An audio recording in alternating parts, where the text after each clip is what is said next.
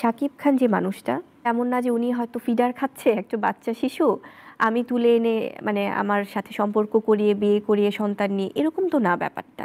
শাকিব খান কোনো ছোট বাচ্চা না যে তাকে তুলে এনে বিয়ে করে বাচ্চার মা হয়েছেন নায়িকা বুবলি।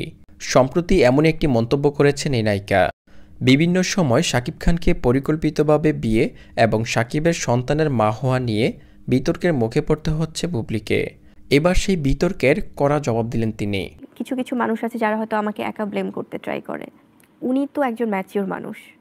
এটা তো এমন না যে উনি হয়তো ফিডার খাচ্ছে একটা বাচ্চা শিশু, আমি তুলে এনে মানে আমার সাথে সম্পর্ক করিয়ে বিয়ে করিয়ে সন্তান নিয়ে, এরকম তো না ব্যাপারটা।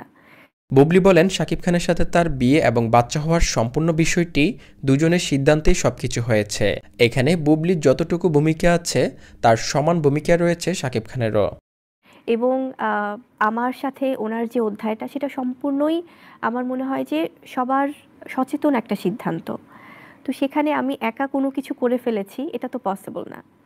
শাকিব খানের হাত ধরেই সংবাদ উপস্থাপিকা থেকে বাংলা চলচ্চিত্রে অভিনয়ে আসেন নায়িকা বুবলি। অভিনয়ের পাশাপাশি একসময় ব্যক্তিজীবনের সম্পর্কে জড়িয়ে পড়েন শাকিব বুবলি, যার ফলে ২০১৮ সালের ২০ জুলাই গোপনে বিয়ে করেন এই তারকা দম্পতি। ২ বছর গোপনে সংসার করার পর ২০২০ সালের ২১ মার্চ শাকিব বুবলির সংসারে আসে তাদের একমাত্র ছেলে শেহজাদ খান বীর।